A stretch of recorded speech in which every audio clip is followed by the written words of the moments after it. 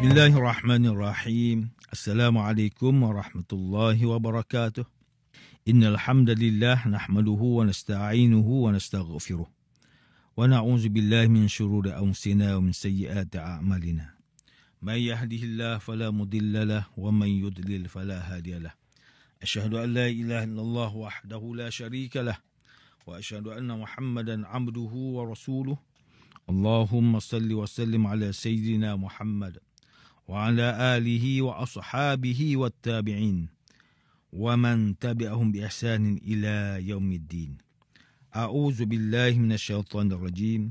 Ya ayyuhalladzina amanu taqullaha haqqa tuqatih wa la tamutunna illa wa antum muslimun. Amma ba'd.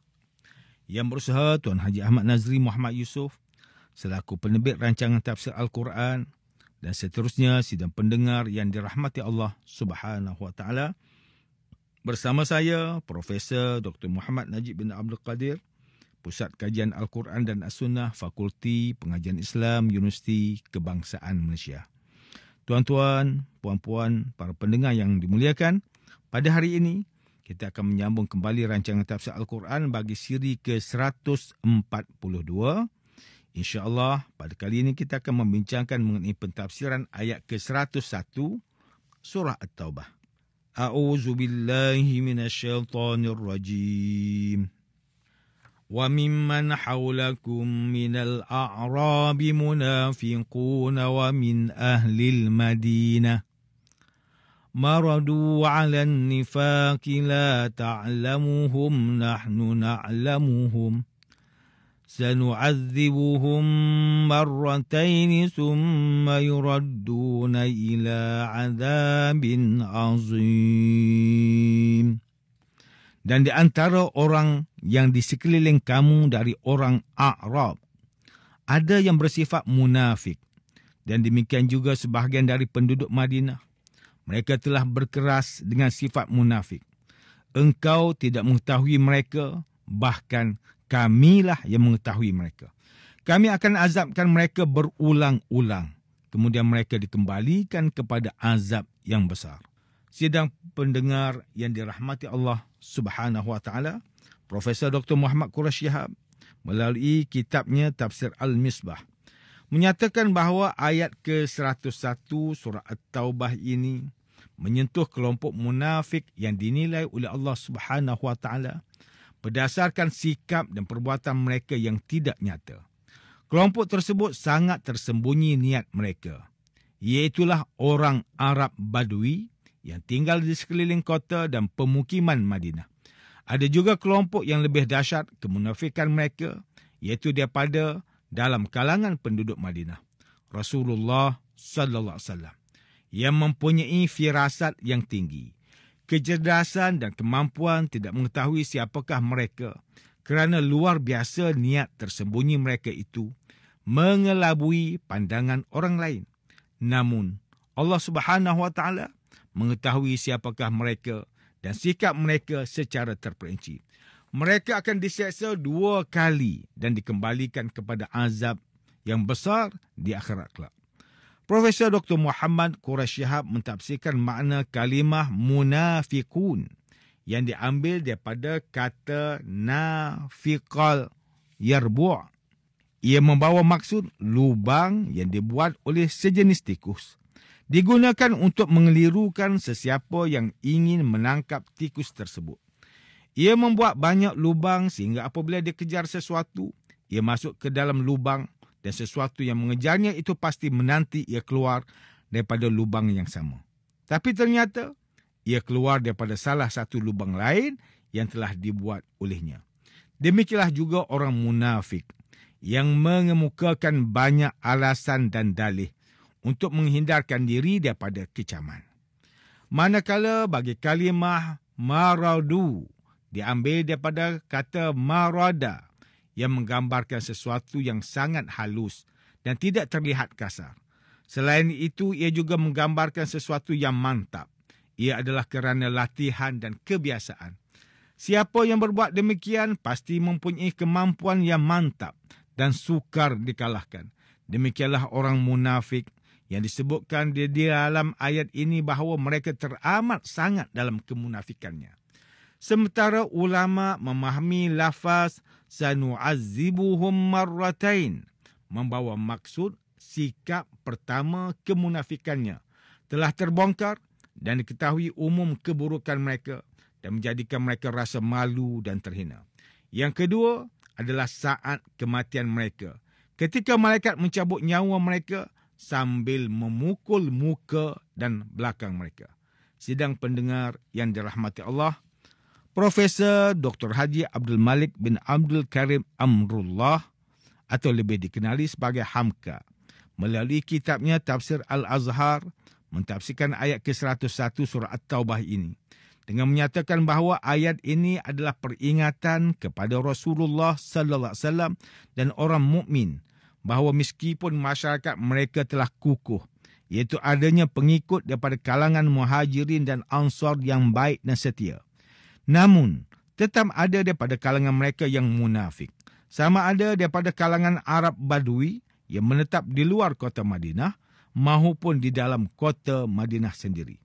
Ada di antara mereka yang sangat licik atau sangat halus dalam kemunafikannya, sehingga mereka pandai menyembunyikan kemunafikan mereka.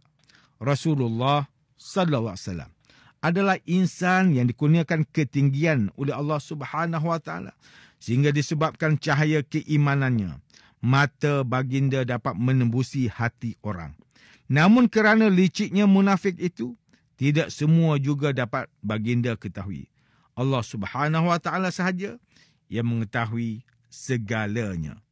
Hamka mentafsirkan, azab dua kali yang disebutkan di dalam ayat ini bermaksud, pertama, kegelisahan jiwa kerana setiap pertahanan mereka selalu gagal dan setiap rahsia mereka terbongkar. Usaha-usaha mereka akhirnya menemui kekecewaan. Itu adalah azab yang pertama di dunia, iaitu azab makan hati.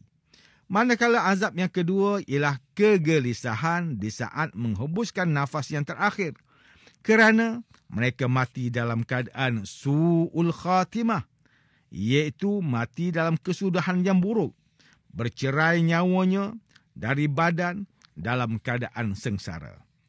Profesor Dr. Tengku Muhammad Hasbi As-Siddiqi menerusi kitabnya Tafsir An-Nur mentafsirkan ayat ke-101 surah At-Taubah ini dengan menyatakan bahawa sebahagian orang Arab Badui di sekitar orang mukmin itu adalah orang munafik, iaitu kabilah Juhainah, Muzainah, Ashja, Aslam dan Ghifar yang tinggal di sekitar kota Madinah.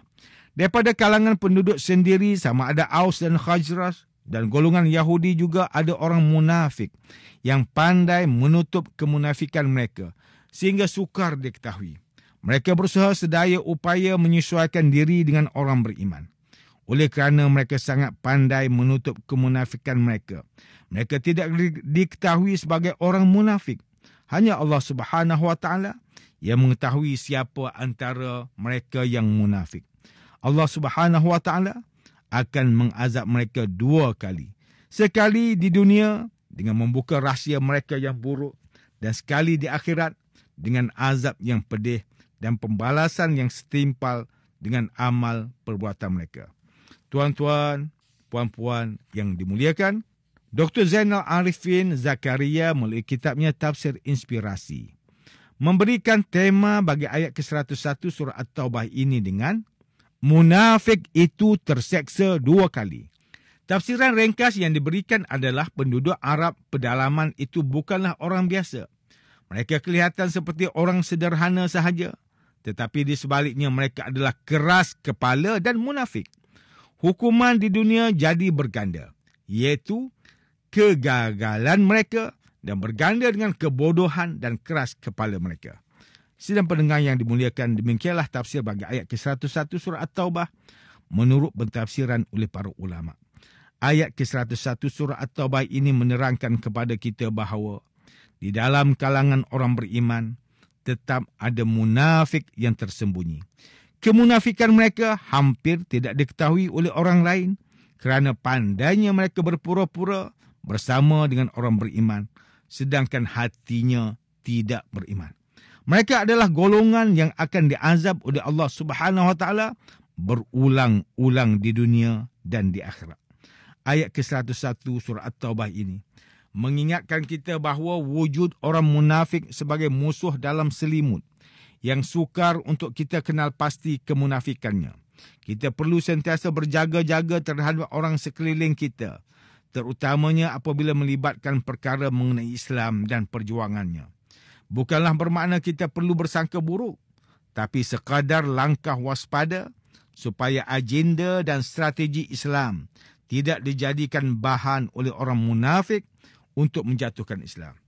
Ketahuilah bahawa orang munafik ini sangat buruk di sisi Allah, sehingga kan dijanjikan balasan buat mereka dalam neraka yang paling bawah, sebagaimana firman Allah Subhanahu Wa Taala, Innal munafiqina fid darkil asfali minan nar. Sesungguhnya orang munafik itu ditempatkan pada tingkatan yang terkebawah sekali dari lapisan-lapisan dalam neraka. Sidang pendengar yang dimuliakan, antara pengajaran yang boleh kita ambil daripada tafsir ayat ke-101 surah At-Taubah ini ialah, pertama, setiap Muslim perlu berwaspada dengan kelompok munafik yang menyembunyikan kemunafikannya. Mereka adalah golongan berbahaya yang berusaha menjatuhkan Islam dari dalam secara halus kerana umat Islam sendiri tidak sedar tindakan munafik itu yang sedang berusaha menjatuhkan Islam. Kedua, umat Islam perlu memohon perlindungan daripada Allah Subhanahu Wa Taala daripada golongan munafik ini.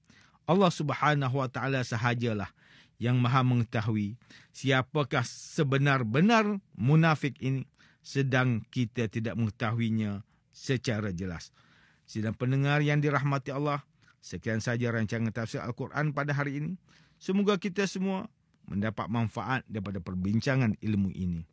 Insya-Allah, mudah-mudahan kita akan bertemu lagi pada siri rancangan tafsir Al-Quran yang akan datang. Wabillahi taufiq wal hidayah.